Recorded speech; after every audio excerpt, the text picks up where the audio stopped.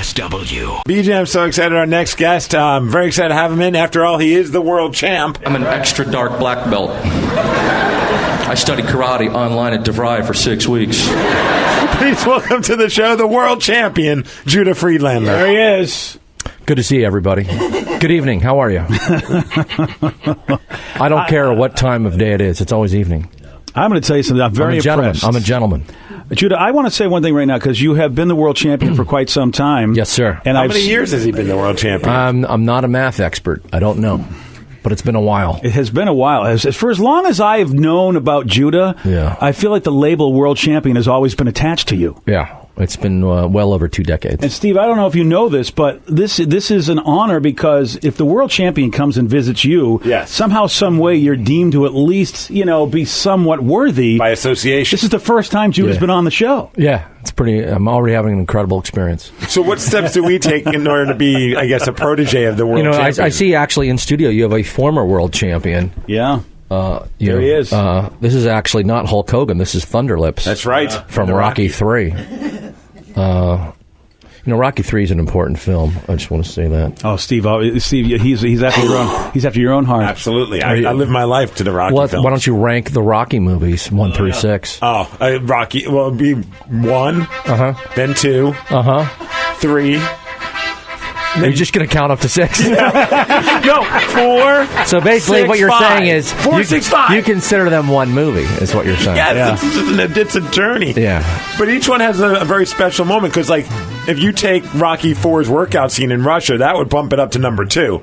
But on a whole, I would put it still at number 4. So you're saying the workout scene in Russia is actually more important than the political message of Rocky IV, which was ending the Cold War. Which it did do. I think with things that are going on in Syria, with Russia, we need to re-release Rocky IV right now.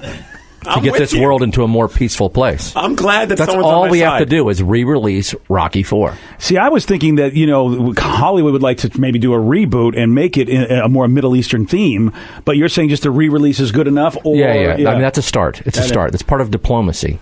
I would love to know the name of the character who would be fighting Rocky if you had to do a Middle Eastern themed, let's see if we can end all this ridiculousness in Rocky movie. He should just fight Assad. He should just fight their prime minister. Oh, look at that. So what would you put in the order of Rocky films? 1, 2, Right. because they're an exact continuation, and then I put 3 and 4 and 5 in a separate category because those are more. 3 and 4 is a separate category because that's when Rocky stopped being realistic and it started getting more like comic book, and then 6 is a direct sequel to Rocky 2.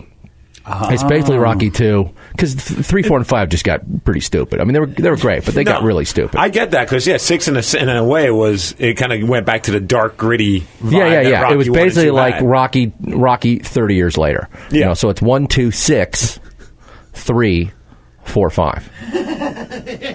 I can't argue that. I haven't heard this. Appreciate that. I haven't heard this kind of talk since people said there's certain ways you should watch the Star Wars movies. Now I haven't heard this. This makes my day because you don't understand. These guys always give me a hard time about loving Rocky, and Rocky in my As an opinion, is the greatest film. American, you should never be bullied for liking the Rocky Thank films. you. Yeah. We just try to tell him, Judah, that there's other films out there, just a couple more that have been done over the years. There's the Rambo series. There's the Rambo series. See, I tell him that. I will rank those. Okay.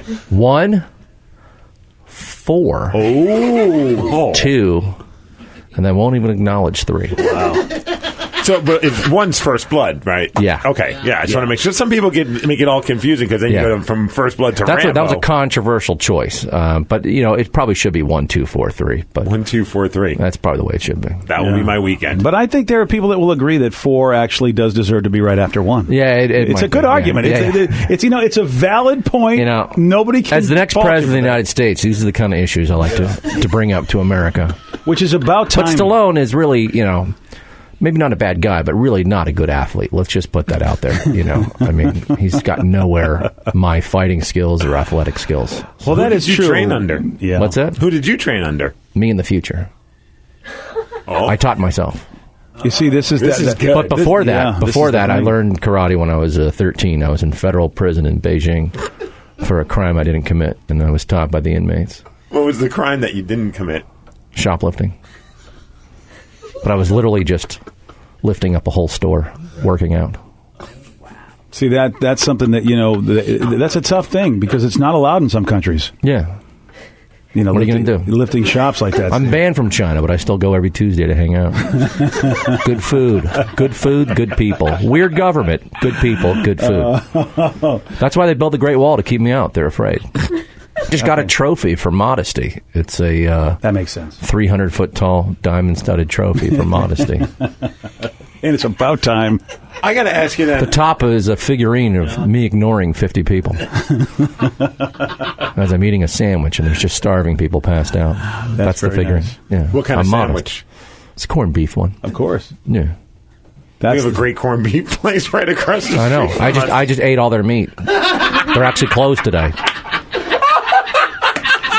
I mean, Steve, what do you expect? I don't even know why you'd ask these stupid questions. I should have known. What do you expect? They're actually out of meat. They're out of meat. Can I ask that? I suggest people in Seattle go vegan today because I ate all the meat in this town. Yeah. That's why I travel and do the road. I just try to make people go vegan, eat healthy. The BJ Shea Morning Experience on 99.9 KISW.